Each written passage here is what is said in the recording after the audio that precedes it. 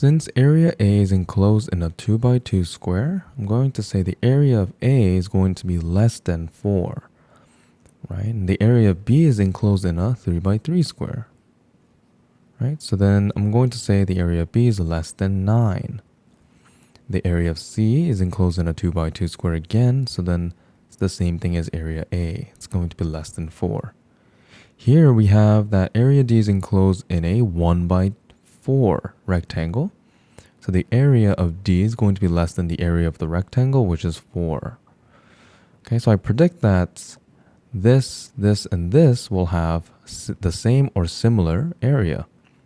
Okay, so now let's actually calculate this. Okay, so let's erase all this.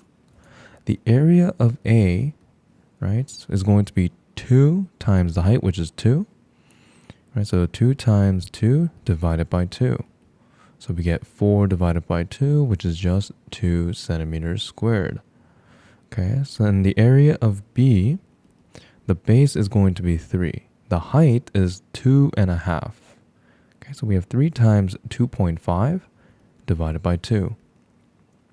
Over here, right, I'm going to get, let's see, 7.5.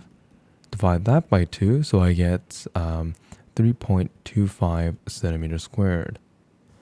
The area of now C, here we have a base of 2 and a height of 2. This height here is the same thing as this value, which is 2. So we get 2 times 2 divided by 2, which is exactly what area A is equal to. Area D has a base of 1 and a height of 4. Okay, so then this is going to be then base times height divided by 4, or divided by 2. Right, go left to right, so we get 4 divided by 2, which is 2 centimeters squared. So our predictions were correct. Area A, area C, and area D all have the same area.